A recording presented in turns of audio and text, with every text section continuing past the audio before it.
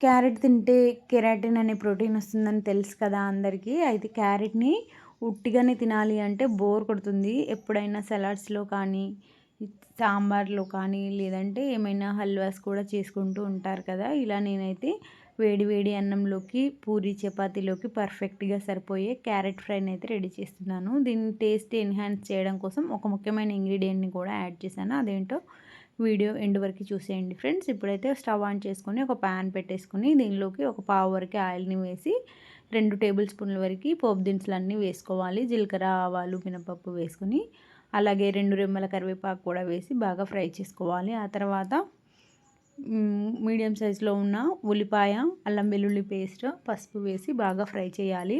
ఇలా ఉల్లిపాయలు ఒక 60% వరకు ఉడికేంత వరకు ఉడికించుకోవాలి. ఈలోగా అల్లం వెల్లుల్లి పేస్ట్ కూడా మంచిగా ఫ్రై అవుతుంది. ఆ తర్వాత కట్ చేసుకున్న క్యారెట్ పీసెస్ని వేసేసుకుని టేస్ట్‌కి సరిపడా ఉప్పును కూడా యాడ్ చేసుకొని అంతా ఆయిల్ పట్టేలాగా కలుపుకోవాలి.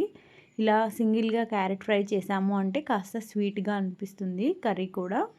అంటే ఇక్కడ ఫ్రై కూడా కాస్త స్వీట్‌గా అనిపిస్తుంది. అలా ఉండకుండాలి అంటే దీని టేస్ట్ కాస్త మారాలి అంటే ఒక ముఖ్యమైన ఇంగ్రీడియెంట్‌ని కూడా యాడ్ చేసుకోవాలి. ఇలా క్యారెట్‌ని పర్ఫెక్ట్‌గా ఉడికించుకోవాలి. ఇందులో ఉన్న వాటర్ అంతా బయటికి రిలీజ్ అయిపోయి మళ్ళీ ఆయిల్ సపరేట్ అయ్యేంత వరకు లో ఫ్లేమ్‌లో పెట్టేసి మధ్య మధ్యలో కలుపుకుంటూ కుక్ చేసామంటే క్యారెట్ బాగా ఉడుకుతుంది. ఇలా క్యారెట్ ఎంత బాగా ఉడికితే మనకి ఫ్రై అంత టేస్టీగా అనిపిస్తుంది.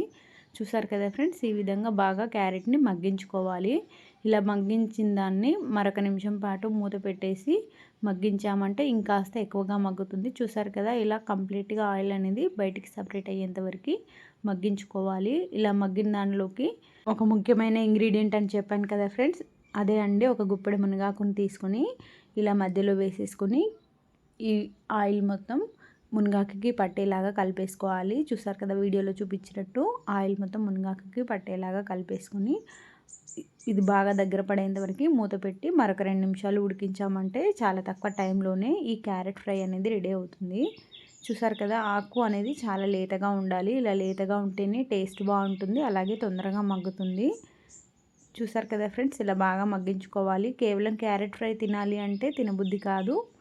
దీని టేస్ట్ ఎన్హాన్స్ చేయాలి అంటే ఇలా ఒక గుప్పెడు వరకు మునగాకును వేసుకోండి. మన వీడియోలో చూసినట్లయితే చాలా రకాల రెసిపీస్లో మునగాకుని ఎలా యూజ్ చేయాలో కూడా ఉంటాయి. ఒకసారి కంప్లీట్గా చెక్ చేయండి ఫ్రెండ్స్. ఆ తర్వాత టేస్ట్కి సరిపడే కారంని, గరం మసాలా పౌడర్, ధనియా పౌడర్, కొత్తిమీర, పుదీనా వేసి మరొకసారి బాగా కలిపేసామంటే వేడి వేడి క్యారెట్ ఫ్రై రెడీ అవుతుంది.